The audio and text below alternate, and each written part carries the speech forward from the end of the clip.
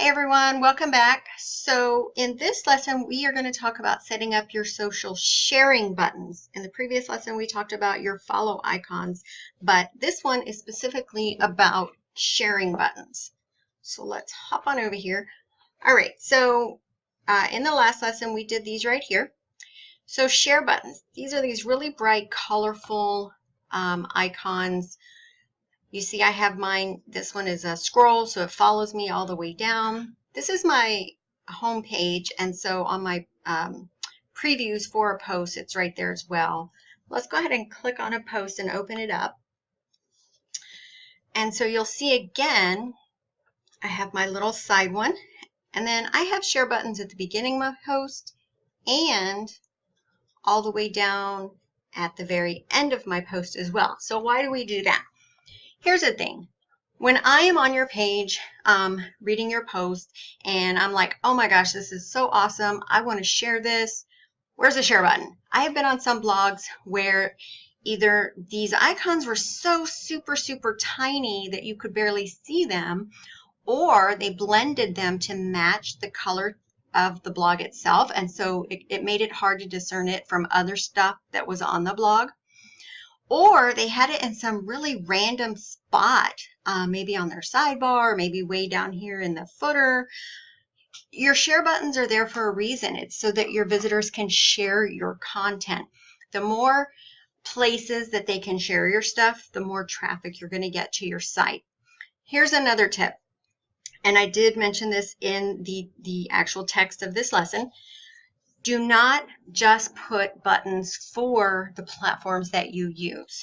I mentioned about the StumbleUpon. By the way, if you don't know StumbleUpon, that's this little funky thing right here. So with your installed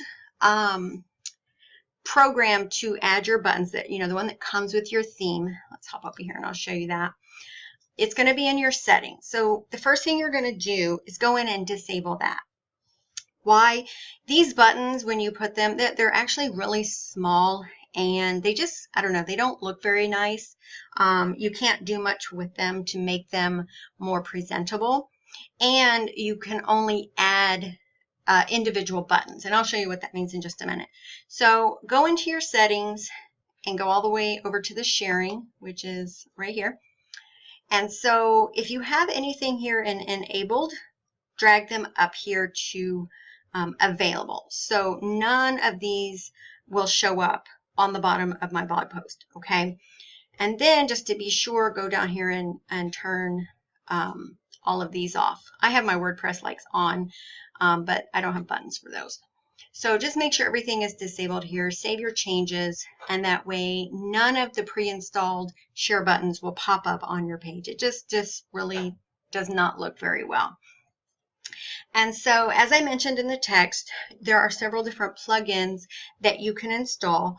You have Social Warfare, Sumo, Shareaholic, whichever one you decide. Once you install it, then you will have it down here. I actually have multiple ones, and then you can go in and kind of set them up to show how you want. And so the biggest thing about them, mine here are squared, and then the ones at the top and bottom are circles. You can make them look like longer, I guess they call them pills. You can make them kind of offset, just kind of whatever goes with the theme of what you're looking for. You can change them to match the color scheme of your blog. I do not recommend that. Again, you want them to be highly visible, easily findable.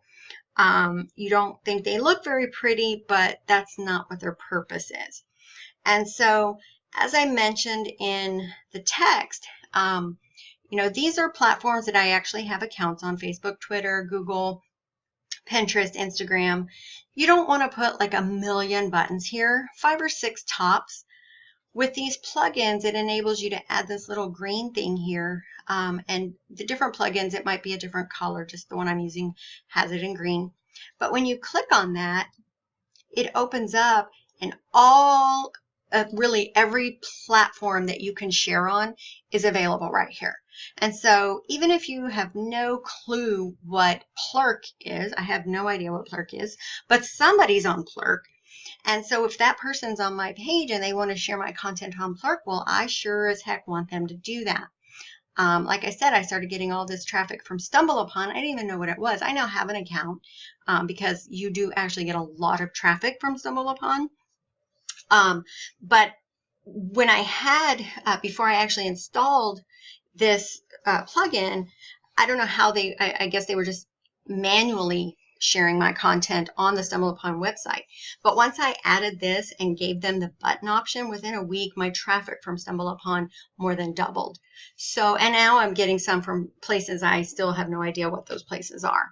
So make sure they're visible. Make sure that you provide the means to share on every platform, even if you don't use it, and put them in multiple locations. Again, you know, I have the links in the text. I've used Shareaholic. I've used Social Warfare. Social Warfare is great because it actually enables you to also do the click to tweet in the middle of your blog post, and that's another way to get your stuff shared. And it allows you to hide additional pinnable images for Pinterest. And we'll talk about Pinterest in another lesson. But just don't use the one that comes with your program. Get a good plugin, because if you do this from the start, you're going to get way more traffic to your site than if you don't use these things. All right, so that's it for this. I will see you guys back here for the next lesson.